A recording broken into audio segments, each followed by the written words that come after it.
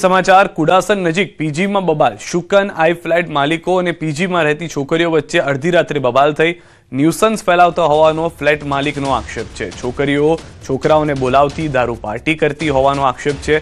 ન્યુસન્સને લઈ મકાન ખાલી કરાવવા બાબતે થઈ રકઝક। સોસાયટીના મહિલા ચેરમેન સહિત અન્ય સભ્યોએ નિયમ પ્રમાણે રહેવા જણાવ્યું હતું। ભાડેથી રહેતા છોકરા છોકરીઓ મકાન ખાલી ન કરવાની ધમકી ઉચ્ચારી। મામલો વિચકતા પોલીસને જાણ કરાઈ। સમગ્ર મામલે ઇન્ફોસિટી પોલીસે સ્ટેશનમાં ફરિયાદ નોંધાવવાની તજવીજ હાથ ધરી છે। સમાચાર મહારાષ્ટ્રની એસટી બસ દ્વારા અકસ્માત દિલ્હી ગેટથી સ્ટેશન રોડ વિસ્તારની ઘટના છે। બસ ડ્રાઈવરે મોપેડને ટક્કર મારી હતી। બાળકો સાથે મોપેડ પર જતી મહિલાને લીધી અડફેટે। બે બાળકો સહિત માતા મોપેડ પરથી પટકાયા। સદનસીબે અકસ્માતમાં કોઈ જાનહાનિ નથી થઈ। એક બાળકને પગમાં થઈ હતી સામાન્ય ઈજા। સમગ્ર ઘટના સીસીટીવીમાં કેદ થઈ। દ્રશ્યોમાં પણ આપ જોઈ રહ્યા છો કે જેમાં આ સમગ્ર ઘટના જે છે તે સીસીટીવીમાં કેદ થઈ જાય છે। સમગ્ર ઘટના સીસીટીવીમાં કેદ થવાને કારણે આ તપાસમાં પણ મદદરૂપ થશે। મહારાષ્ટ્રની એસટી બસ હતી કે જે સુરતમાં આવી અને તેણે અકસ્માત સર્જ્યો છે। બસ ડ્રાઈવરે મોપેડને ટક્કર મારી। બસ ડ્રાઈવરને ખ્યાલ જ ના આવ્યો કે આગળ મોપેડ જઈ રહ્યું છે। મોરબીમાં રિક્ષા ચાલકનો સ્ટન્ટ કરતો વિડીયો વાયરલ થયો છે। મોરબીના મયુર બ્રિજ પર સ્ટન્ટ કરી રહ્યો છે રિક્ષા ચાલક। જાહેરમાં સ્ટન્ટ કરતા વાહન ચાલકના જીવ મૂક્યા છે જોખમમાં। વાયરલ વિડીયો બાદ પોલીસની કાર્યવાહી। પોલીસે સ્ટંટબાજ રિક્ષા ચાલકને પકડીને માફી પણ મંગાવી છે। દ્રશ્યોમાં આપ જે રીતે જોઈ રહ્યા છો તે પ્રમાણે સ્ટન્ટ કરવામાં આવતા હતા અને ત્યારબાદ પોલીસને જ્યારે આ વિડીયો મળ્યો, જ્યારે વિડીયો વાયરલ થયો, મોરબીની અંદર પોલીસની કાર્યવાહી સામે સવાલ ઉભા થયા। પોલીસે તુરંત જ રિક્ષાની ઓળખ કરી રિક્ષા ચાલકને પકડી પાડ્યો અને પોલીસ સ્ટેશન લઈ જવામાં આવ્યો। તેની સામે દંડનીય કાર્યવાહી કરવામાં આવી। મોરબીમાં નેશનલ હાઈવે પર સ્ટન્ટ કરતો વધુ એક વિડીયો વાયરલ થયો છે। 3 યુવકો સૂતા સૂતા બાઇક ચલાવતા નજરે પડ્યા છે। બાઇક પર રોકેટ સ્ટન્ટ કરીને રેસ લગાવતા હોવાનો વિડીયો વાયરલ થયો છે। ટ્રાફિક પોલીસની કામગીરી સામે અનેક સવાલો આ પહેલા રિક્ષા ચાલકના સ્ટન્ટના કારણે જ ઊભા થઈ ગયા છે અને હવે ટ્રાફિક નિયમના ભંગ બદલ માત્ર વિડીયો બનાવી માને છે સંતોષ, તેવા સવાલો પણ સ્થાનિક લોકો ઉઠાવવા લાગ્યા છે। મોરબીમાં જે વાહન ચાલકો બેફામ બન્યા છે, નેશનલ હાઈવે પર ટ્રાફિકના કાયદાની એસી કે તેસી કરી રહ્યા છે। વધુ એક બેફામ ટ્રક ચાલકનો વિડીયો પણ આપ જોઈ લો। હાઈવે પર રોંગ સાઈડમાં બેફામ ટ્રક ચાલકનો વિડીયો વાયરલ થયો છે। બે અલગ અલગ સ્ટન્ટના વિડીયો અને હવે હાઈવે પર રોંગ સાઈડમાં ટ્રક બેફામ આવી રહ્યો છે તેનો પણ વિડીયો જોવા મળ્યો છે। સમાચાર વડદલા ગામે ગાંજાની ખેતી ઝડપાઈ છે। ખેતરમાં હાલમાં મુખ્યમંત્રી સંબોધન કરી રહ્યા છે। સીધા ત્યાં જઈએ। છોકરાઓને એટલી ખબર પડી ગઈ કે હવે પૂરું થવાનું।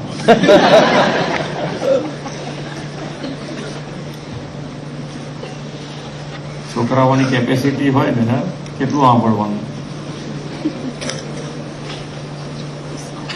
છોકરાઓ મોબાઈલ લઈને આવે છે એમ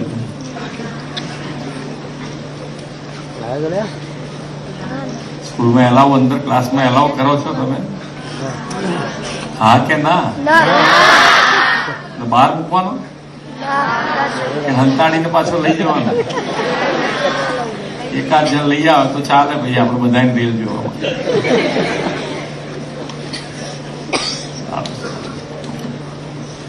ટાઈમ નક્કી કરવો પડે। આમાં શું છે કે આ બધી વસ્તુ 24 કલાક ચાલે, પણ આપણે ટાઈમ નક્કી કરવાનો કે ભાઈ 1 કલાક તો 1 કલાક, અડધો કલાક તો અડધો કલાક, 10 મિનિટ તો 10 મિનિટ। તમારે જે નક્કી કરવો હોય તમારી રીતે મમ્મી પપ્પા સાથે બેસી નક્કી કરવાનો કે આટલો ટાઈમ એટલે એટલો ટાઈમ મૂકી દેવાનો ફટ લઈ પછી। નહીં તો આમાં તો તમને બીજું કશું મગજ નહીં દોડે, આમાં જ જીવ આયા કરે પછી। કારણ કે આ તો ચાલ્યા જ કરે, તમે જેમ ખેંચ્યા કરો એમ આયા જ કરે, આયા જ કરે। કરશો ને નક્કી? સાયન્સમાં ભણવાનું છે ને, અમારે હજુ વધારે સ્કોલરશીપ આપવી છે, પણ તમે સાયન્સ લો તો ને।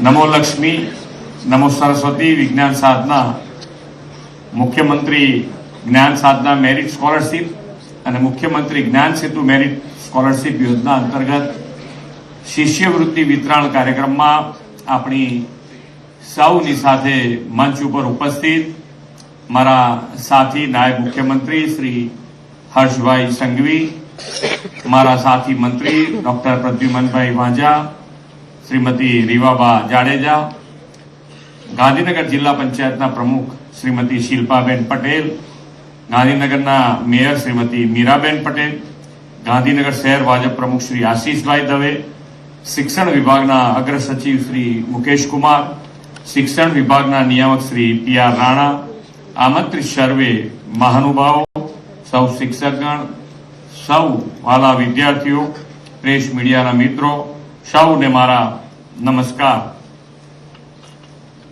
વિશ્વ નેતા અને દેશના યશસ્વી વડાપ્રધાન શ્રી નરેન્દ્રભાઈ મોદીએ બેટી પઢાઓ અભિયાનથી દેશમાં દીકરીઓના ભણતરને ખૂબ મોટો વેગ આપ્યો છે.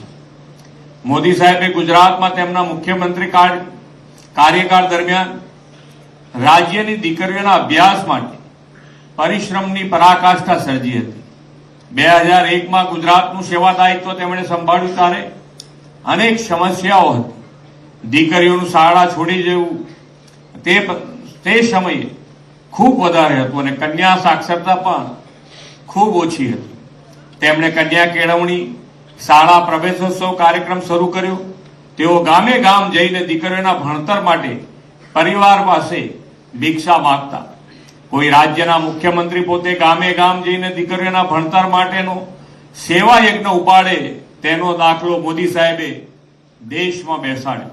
એટલું જ નહીં, મુખ્યમંત્રી તરીકે તેમણે મળતી ભેટ સોગાદોની હરાજી કરીને એની જે રકમ આવે તે કન્યા કેળવણી માટે આપવાની નવી પરંપરા ઊભી કરી. આ બધાના પરિણામે લોકોમાં પણ દીકરીઓને શાળાએ મોકલવાની જાગૃતતા વધી. શાળા પ્રવેશોત્સવ, કન્યા કેળવણી મહોત્સવની સફળતાના પગલે દીકરીઓનો ડ્રોપ આઉટ રેટ જે 37% હતો તે ઘટીને 2% જેટલો નીચે આવી ગયો છે. આપણે પણ તેમના દિશા દર્શનમાં રાજ્યમાં કન્યા શિક્ષણને વધુ પ્રોત્સાહન મળે અને કન્યાઓનું શાળામાં 100% નામાંકન થાય તેવા ઉદ્દેશથી નમો લક્ષ્મી યોજના અને નમો સરસ્વતી વિજ્ઞાન સાધના યોજનાઓ શરૂ કરી છે.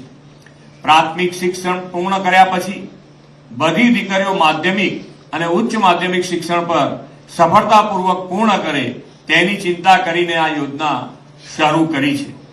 દીકરા અને દીકરીઓએ વિજ્ઞાન પ્રવાહનો અભ્યાસ આર્થિક અગવડના કારણે છોડવો ન પડે તે માટે આપણે નમો સરસ્વતી વિજ્ઞાન સાધના યોજના પણ શરૂ કરી છે. દીકરીઓને તો નમો લક્ષ્મી અને નમો સરસ્વતી વિજ્ઞાન સાધના યોજનાનો બેવડો લાભ મળે છે. આપણે યોજનાના લાભ સીધા જ તેમના ખાતામાં મળે અને સેચ્યુરેશન લેવલ સિદ્ધ થાય તેવો ટ્રાન્સપરન્ટ અભિગમ અપનાવ્યો છે.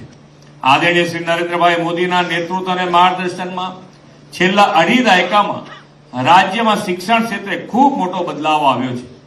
એક સમયે ગામમાં વિજ્ઞાન પ્રવાહની શાળાઓની સંખ્યા નહિવત હતી. આજે વિજ્ઞાન પ્રવાહની 2834 શાળાઓ થઈ ગઈ છે. 2001માં 775 કોલેજો હતી. આજે ગુજરાતમાં 3200થી વધુ કોલેજો વિદ્યાર્થીઓના ઘડતરનું કાર્ય કરી રહી છે.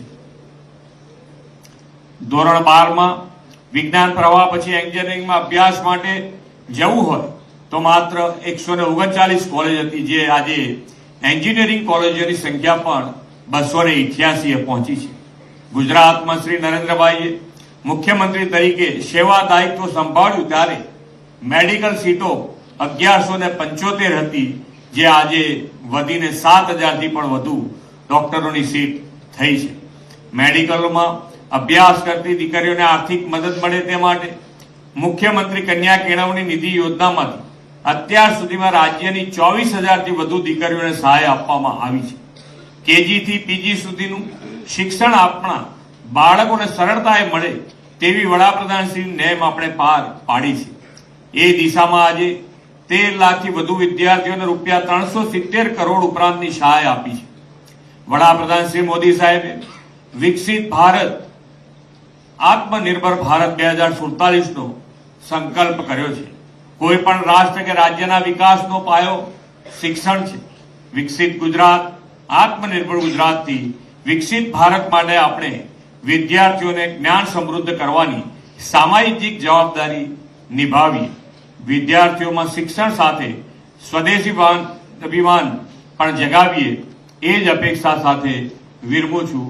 ભારત માતા કી જય, વંદે માતરમ, જય જય ગરવી. ખૂબ ખૂબ આભાર ગુજરાત રાજ્યના માનનીય મુખ્યમંત્રી શ્રીમાન ભૂપેન્દ્રભાઈ પટેલ સાહેબ, આપના માહિતીસભર ને ઉજાળસભર સંબોધન માટે ફરી એકવાર તાળીઓની ગૂંજ સાથે આભાર વ્યક્ત કરીએ છીએ. અને હવે શિક્ષણ વિભાગ ગુજરાત સરકારની આ મહત્વકાંક્ષી યોજનાઓના કાર્યક્રમનું વિધિવત રીતે આપણે સમાપન કરીએ છીએ. આભાર વ્યક્ત કરું છું ગુજરાત રાજ્યના માનનીય મુખ્યમંત્રી શ્રીનો તાળીઓના ખૂબ ગુંજારવ સાથે. એમની સાથે જ ગુજરાત રાજ્યના નાયબ મુખ્યમંત્રી શ્રીમાન હર્ષભાઈ સંઘવી સાહેબ, આપનો પણ આભાર વ્યક્ત કરીએ છીએ.